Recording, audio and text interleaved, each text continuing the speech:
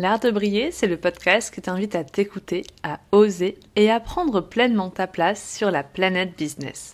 Je suis Lucie Lortola, coach pour les entrepreneurs qui veulent vivre de ce qui les fait vibrer, mais sans sacrifier leur santé mentale.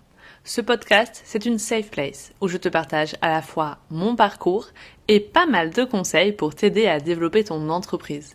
Que je parle de mes joies, de mes problèmes ou de tes problématiques, l'objectif c'est avant tout que l'on passe un bon moment ensemble.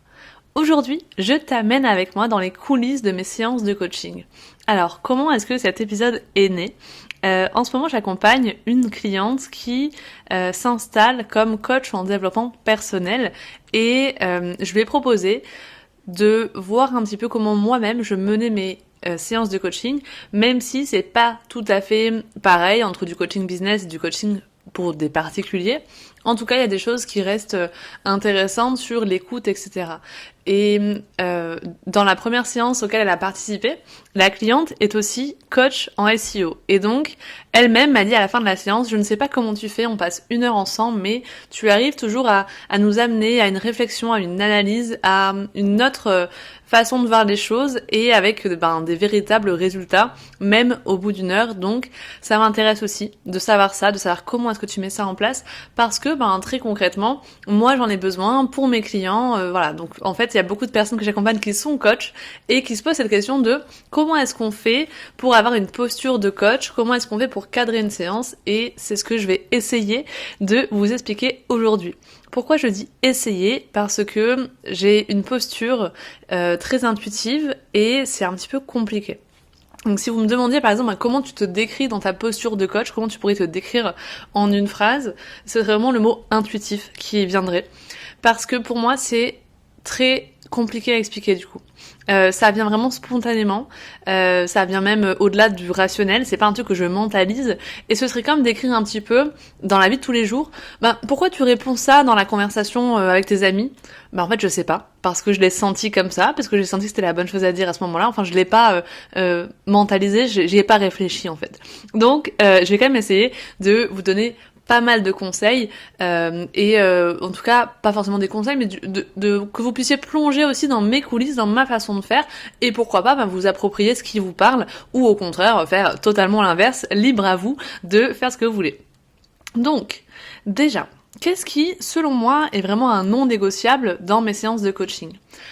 Moi j'ai vraiment envie que les gens que j'accompagne, les femmes que j'accompagne, ressentent qu'elles sont dans une safe place, qu'elles ressentent un côté bienveillant. Moi, je suis là en séance pour les valoriser. Je suis là pour voir le positif dans ce qui se joue et les aider à prendre du recul.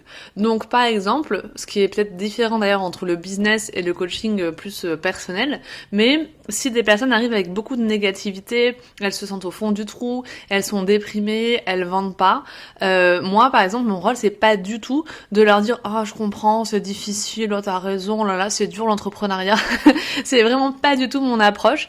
Et du coup, moi, je vais essayer de prendre le courant inverse et de dire qu'est-ce qui a été positif ces derniers temps, qu'est-ce que tu peux faire, sur quoi tu peux agir, et de pas du coup dans un truc un peu négatif. Donc voilà, donc il y a ce truc-là de voir le positif et d'aider à prendre du recul quand on a un peu le nez dans le chou-fleur, j'allais dire, ce n'est pas une expression qui existe, donc je viens de l'inventer. Quand on a un petit peu la tête dans le guidon, là c'est une vraie expression. Mais du coup, des fois, on sait pas trop par quel bout prendre les choses, on se convainc que ce qu'on fait c'est nul, que ça marche plus, que c'est pas la bonne solution, la bonne stratégie, et du coup, moi, mon rôle c'est de les aider à prendre du recul par rapport à ça. Du coup, qu'est-ce que je refuse de faire avec mes clientes de façon générale ? Ça, c'est vraiment faire à leur place. Moi, en tant que coach, mon objectif aujourd'hui, c'est vraiment pas de transmettre aux gens ce que je sais. Alors, oui, je leur transmets d'une façon ou d'une autre en mentorat, dans des vidéos, mes connaissances en vente et en marketing. Mais quand on est vraiment dans un aspect de coaching, là, pour moi, mon but, c'est vraiment pas de leur dire « fais ce que je te dis ». Vraiment pas. Je suis vraiment, à ce moment-là, mon rôle, c'est de les responsabiliser. Et du coup, j'en viens souvent, par exemple, à poser cette question de « Ok, et toi, qu'est-ce que t'en penses ? Ok, et toi, qu'est-ce que t'aurais fait dans cette situation ? Qu'est-ce que tu pourrais faire à ton avis ?» Et à se poser ce type de questions qui finalement va responsabiliser mes clientes. Donc à ce type de questions où les gens vont pouvoir se dire trouver les solutions en eux-mêmes en fait. C'est pas moi qui vais leur donner tout cru. Et je sais que par exemple, il y a des coachs qui vont avoir d'autres approches, qui vont donner par exemple beaucoup d'outils, beaucoup de templates, des textes à copier, des méthodes à reproduire à la lettre, des tunnels de vente. Et c'est chouette aussi, c'est des outils pour gagner du temps, ça peut permettre aussi de prendre conscience de choses, d'appliquer, de voir ce qui nous plaît. Mais en tout cas, donc je suis d'accord avec ça, moi par exemple, et un truc que je fais pour aider mes clientes, c'est de leur donner le script d'un appel découverte. Voilà, comment mener un appel découverte. Je sais que c'est un outil sur lequel elles vont pouvoir se reposer, mais je leur conseille toujours de s'approprier les choses à leur manière. Par contre, quand je suis en coaching, j'évite au maximum de leur donner des idées, de leur donner des actions à faire.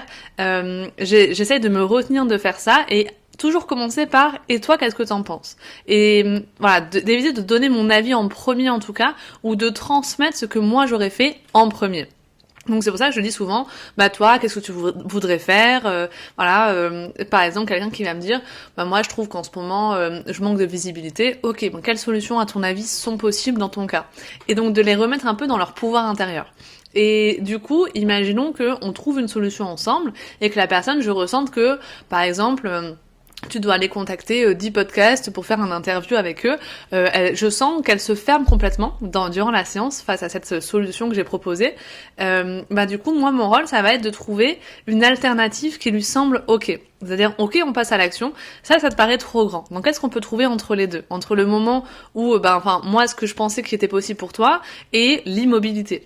Donc, l'idée, par exemple, ce serait de dire, quelle est la première étape que tu pourrais faire? Si ça, c'est trop grand pour toi, quelle est la première étape qui te semble possible de faire aujourd'hui?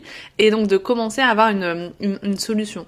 Et si jamais je vois que vraiment, il n'y a rien qui sort, j'essaye de, moi, trouver une alternative qui serait facile, très facile, à appliquer pour cette personne, pour dire en fait voilà, tu vas te sentir capable d'agir différemment et du coup d'affronter ta peur par l'action. On pourrait se demander en fait finalement, est-ce que coacher c'est donner des conseils? Et pour moi c'est vraiment deux choses différentes justement. Pour moi, coacher quelqu'un c'est lui faire venir les réponses qu'ils ont en eux-mêmes. Donc ça peut prendre plusieurs aspects ça.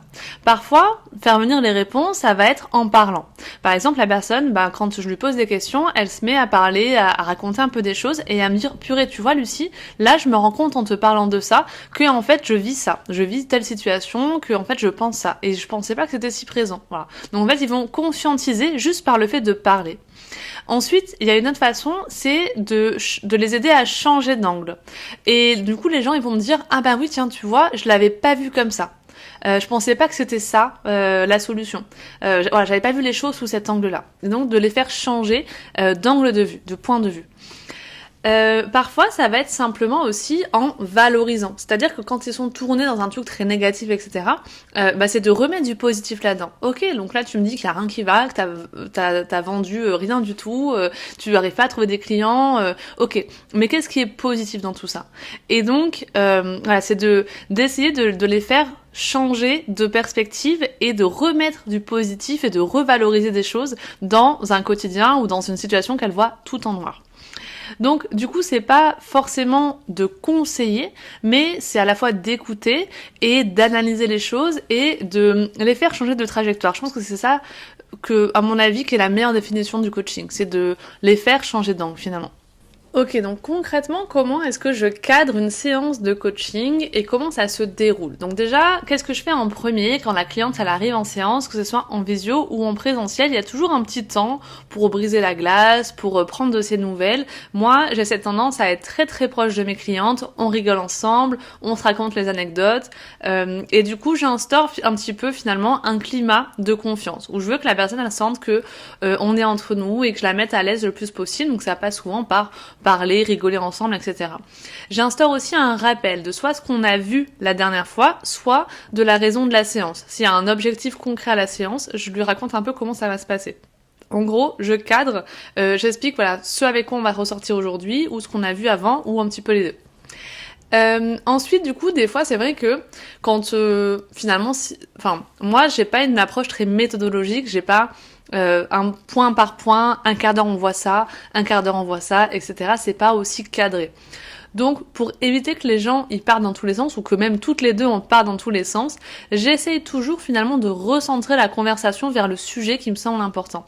Donc par exemple si quelqu'un a énoncé une problématique et que c'est là-dessus ou sur lequel on veut avancer aujourd'hui, j'essaye toujours de recentrer sur cette problématique. Donc quand je vois que la personne elle s'éloigne un petit peu, je lui dis ok tu m'as dit que t'avais telle problématique, tu m'as dit qu'aujourd'hui tu voulais avancer là-dessus, donc du coup où est-ce qu'on est par rapport à ça? Et en fait j'essaye à chaque fois de revenir sur le sujet principal.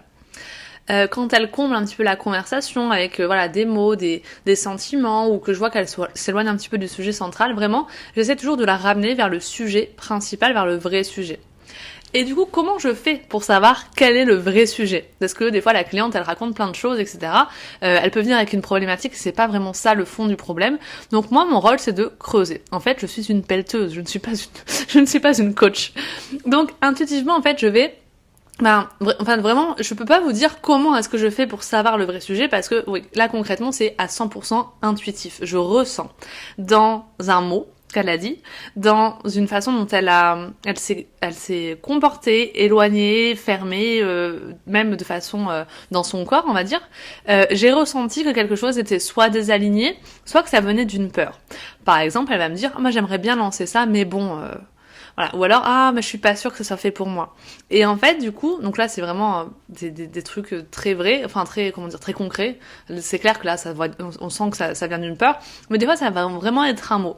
Et du coup, moi, mon rôle, quand je la fais commencer à parler un peu, ok, comment tu te sens, nanana, qu'est-ce qui se passe, il y a un mot, il y a une expression qu'elle va sortir et que là, je vais me noter sur un papier, dire, ok, là, tu m'as dit ça. Donc, elle va continuer à parler.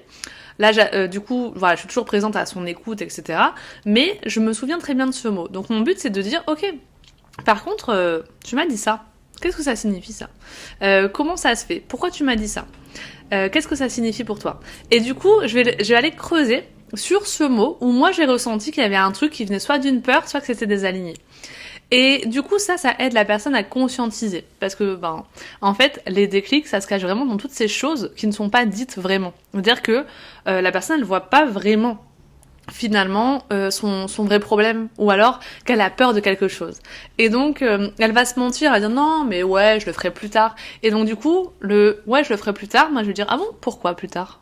Et donc, je vais revenir un petit peu sur des choses qu'elle dit, qu'elle avoue et où je vois que peut-être c'est une excuse, peut-être c'est une peur qui parle.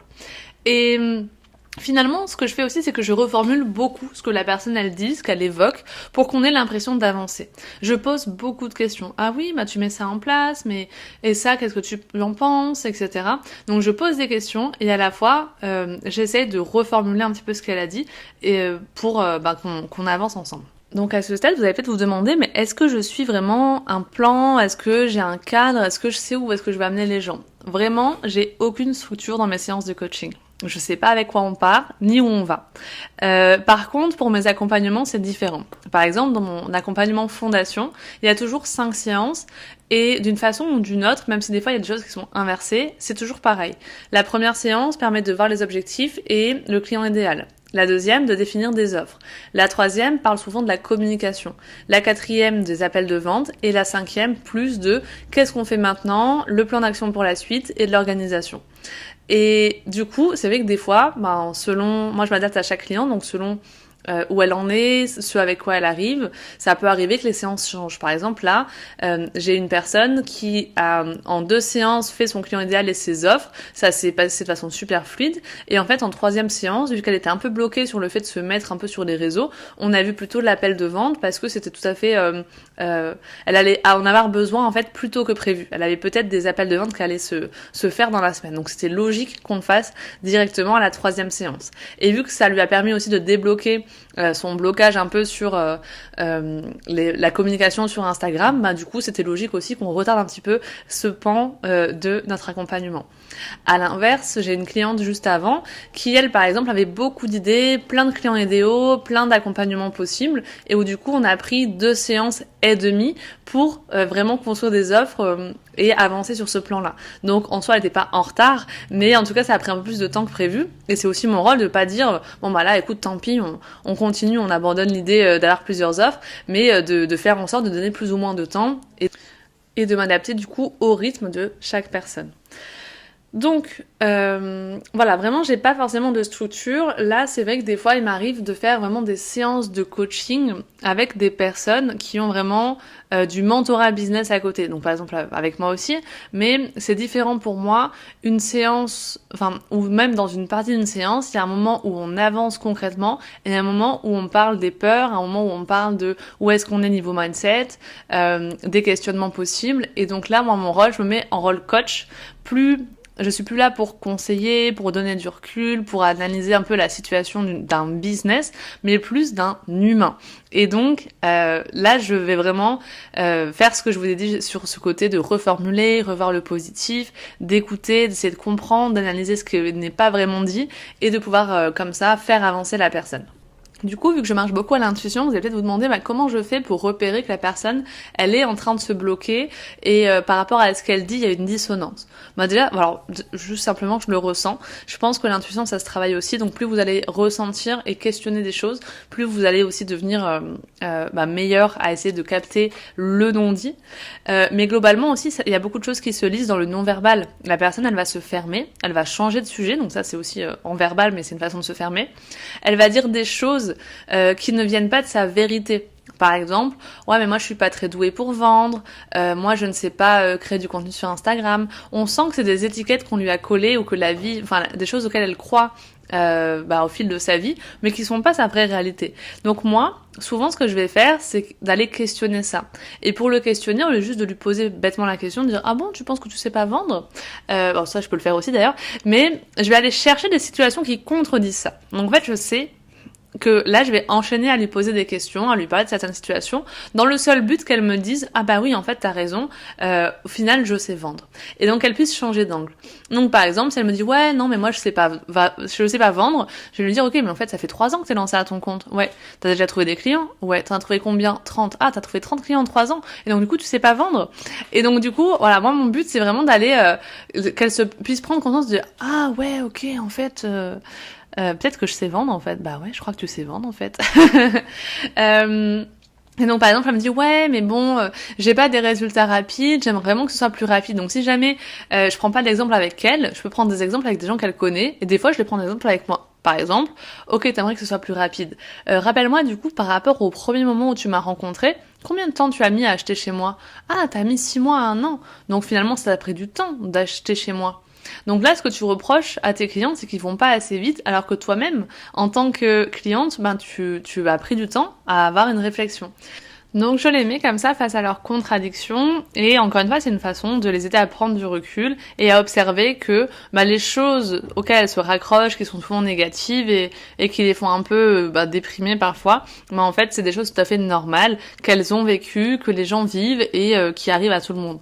Voilà, donc au-delà de ça, du coup, dans une séance de coaching, en général, à la fin, je repars toujours avec des actions. Et donc, moi, ce que j'aime bien faire, c'est de rappeler un petit peu... Enfin, je pense que j'ai une facilité, entre guillemets, à structurer aussi mes idées, les choses qui ont été exprimées. Donc, même si je prends pas vraiment de notes de ce qui se joue, je vais souvent rappeler à la fin, un petit peu faire un résumé de ce qu'on a vu. Donc voilà, tu m'as dit ceci, on a vu telle solution, on a parlé de la solution 1, la solution 2, la solution 3. Est-ce que toi tu vois autre chose par rapport à ça? J'essaie toujours à la fin de demander s'ils ont des questions, des choses comme ça. Et ensuite, pour pouvoir avancer concrètement, je les aide toujours, j'ancre toujours une action à faire d'ici la prochaine fois. Enfin, la plupart du temps, ça m'arrive pas à 100% parce que des fois c'est vraiment juste un besoin mindset alors que ces gens ils ont toujours des actions en place déjà parce qu'ils sont accompagnés en dehors. Enfin, par exemple, dans Magnetic Business, il y a des fois des séances individuelles mais toutes les semaines on se voit pour avancer sur notre business donc il n'y a pas toujours besoin durant la séance vraiment la séance du jour, quand on fait juste un petit coaching d'1 heure ensemble, en plus du mentorat, d'aller explorer des pistes business, d'avoir des actions, parce que tout ça, le mettre en place en mentorat. Voilà. Mais la plupart du temps, oui, effectivement, à la fin des séances, je leur propose une action à réaliser, et j'essaye vraiment qu'elle soit définie, qu'elle soit claire, qu'elle soit mesurable, et si moi, comme je dis, je responsabilise mes clients, donc je vais pas aller derrière, savoir si c'est bien fait ou pas bien fait. Mais par contre, c'est vrai que des fois, j'aime bien aller renvoyer un petit message pour lui dire alors où est-ce que t'en es, etc.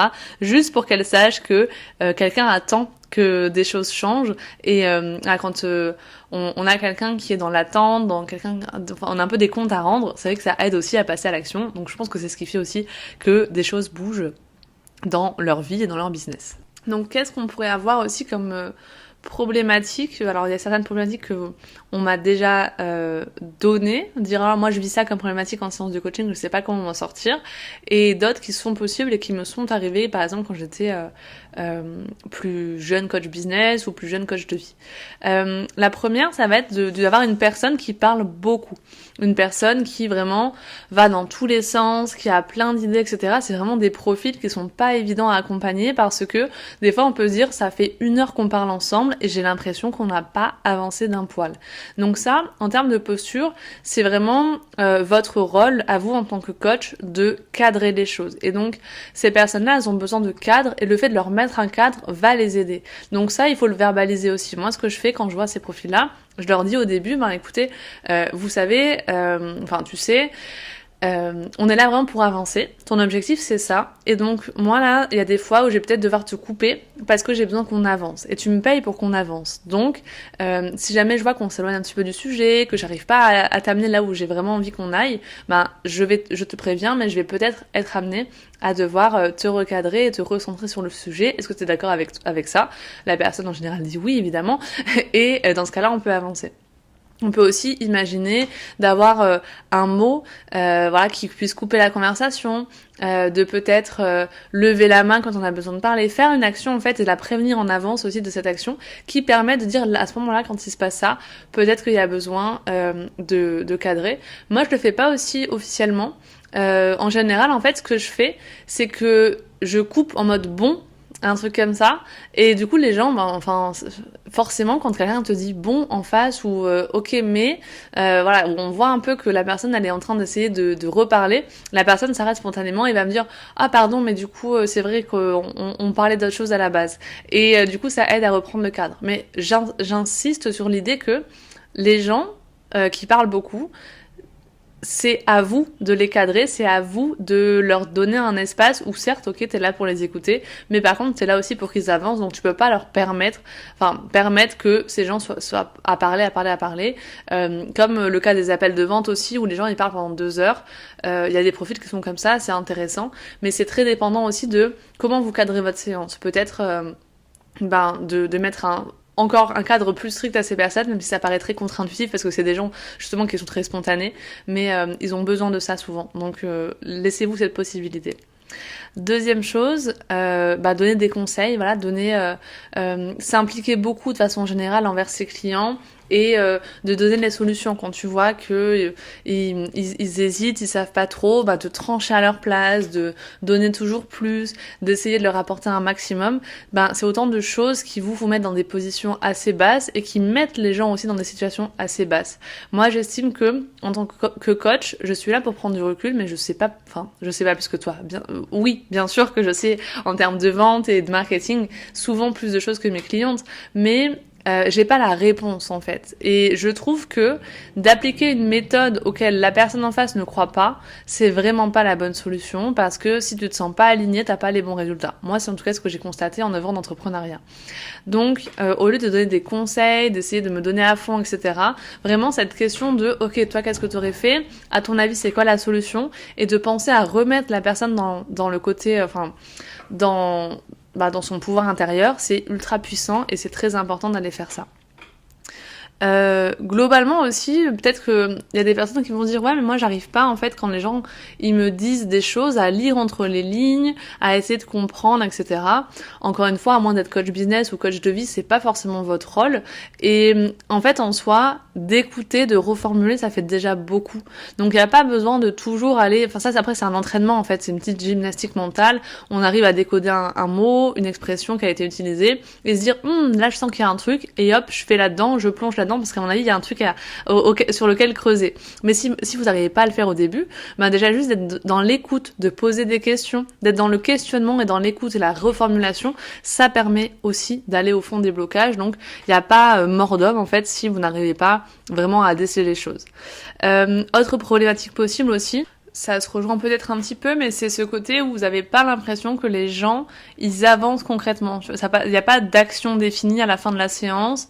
Voilà, c'était un peu aller dans tous les sens. En gros, il n'y a pas de passage à l'action.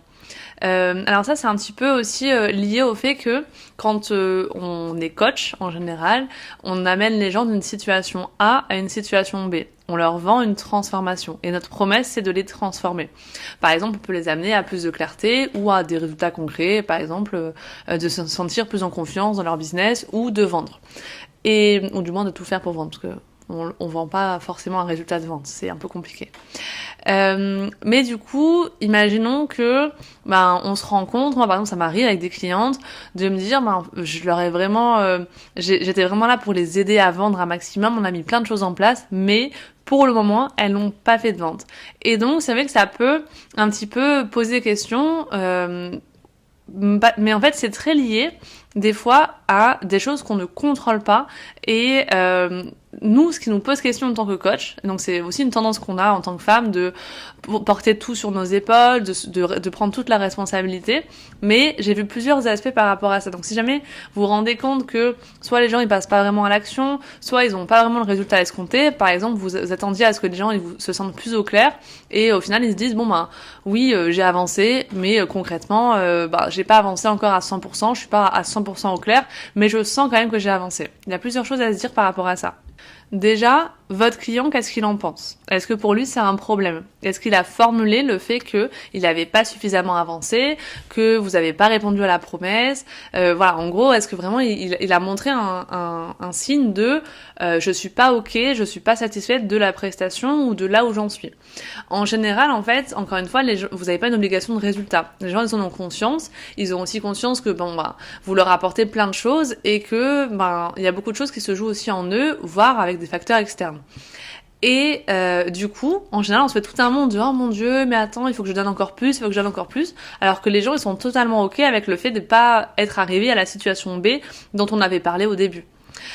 Autre chose, c'est aussi des fois le niveau d'implication. C'est-à-dire que pour cette personne, vous lui avez donné des conseils et en fait elle a pas tout suivi, elle a mis du temps à suivre les choses. Moi ça m'arrive des fois avec des clientes de leur donner des conseils et de me rendre compte que en fait eux ils ont des blocages par rapport à ça. Donc mon rôle de coach c'est aussi de secouer ça et de réveiller ça, mais après je peux pas les prendre par la main tous les jours, toutes les minutes pour leur dire est-ce que t'as bien fait ces exercices, est-ce que t'as bien fait ceci, est-ce que nanana, parce que encore une fois mon rôle n'est pas d'être leur maman mais d'être juste leur coach. Donc vu que je leur donne le pouvoir, je fais en sorte aussi dans cette approche-là que ce soit présent. Donc, si jamais eux ils ont pas donné à 100% tout ce qu'il fallait pour atteindre le résultat escompté, forcément, c'est pas à vous de compenser ça. À un moment donné, ils donnent 50% d'implication, mais vous n'avez pas donné 150% pour eux. À un moment donné, tant pis. Donc, voilà, faire attention à ça, au fait de vouloir trop donner dans ces cas-là. Et dernière chose aussi, ça m'est arrivé avec une de mes clientes où j'avais une vision pour elle. J'avais une vision, c'était au tout début que j'étais coach business. Je voulais qu'elle fasse telle ou telle chose, je pensais qu'elle allait avoir de super résultats et en fait je voyais vraiment que dans les séances on n'avançait pas. J'avais l'impression, vous voyez quand je dis que j'ai une intuition un petit peu, je ressentais qu'il y avait un truc qui était fermé, qu'elle avait pas eu son déclic, qu'elle était pas à 100% présente dans les séances, qu'il y avait vraiment un blocage au fond d'elle que j'arrivais pas à toucher. Et malgré les séances qui passaient, j'arrivais pas à débloquer ce truc-là. J'avais beau essayer de prendre par n'importe quel bout, ça ne fonctionnait pas. Et du coup, j'en avais parlé à mon chéri, et qui est coach aussi, et il me dit mais ta cliente, elle a l'impression d'avancer, elle? Oui, oui, oui. Et elle est contente de son accompagnement? Oui, oui, oui. Bon, bah, du coup, pourquoi tu te prends la tête, en fait? Voilà, il y a des moments aussi où nous, on espère que les gens, ils avancent vite, qu'ils avancent fort, qu'ils aient des gros résultats, qu'ils mettent plein de choses en place, que ça fonctionne vachement bien pour eux. Et en fait, eux, leur attente, elle est pas du tout là-dessus. Et c'est ok. Et ils sont quand même contents. Donc voilà, juste des fois, la vision qu'on a pour notre client de qu'est-ce que c'est la réussite, ben pour lui, c'est pas ce qu'il attend du tout. Et même si à la base, c'est ce pourquoi il a payé, ben en fait, des fois, il est super satisfait d'un truc qui a rien à voir. Et il a quand même l'impression d'avancer sur un truc qui n'a rien à voir avec la promesse initiale. Donc voilà ce que je pouvais vous dire un petit peu aujourd'hui sur la posture de coach. J'espère que cet épisode vous aura plu. Et voilà, de savoir un petit peu comment ça se passe, les coulisses de mes séances, etc. Si vous avez des questions là-dessus, je pourrais peut-être refaire un autre épisode, donc n'hésitez pas à me les poser. Et voilà, je sais que c'est pas évident pour moi d'expliquer un peu comment je fonctionne, comment je lis dans les gens, comment j'analyse ça. Je trouve que c'est vraiment pas évident. Donc j'espère que j'ai été assez claire aussi. Et si vous avez des questions en suspens, n'hésitez pas aussi à me les poser, voire à me demander, tiens, quand tu dis ça, j'ai pas trop compris, où est-ce que tu voulais en venir, si jamais je n'ai pas été claire. Envoyez-moi pour ça un message sur Instagram notamment, c'est là où je suis le plus active. Si le podcast L'Art de Briller vous plaît, n'hésitez pas à le noter sur la plateforme d'écoute où vous êtes, parce que les gros podcasts qui ont beaucoup de visibilité ont beaucoup de notes. Et à l'heure où je vous parle, j'en ai même pas 20. Donc voilà, ça coûte rien, ça fait grandir le podcast, et ça me permet de continuer cette mission de vous donner des conseils pour vous développer. Je vous souhaite une très belle journée et je vous dis à bientôt pour de prochains épisodes.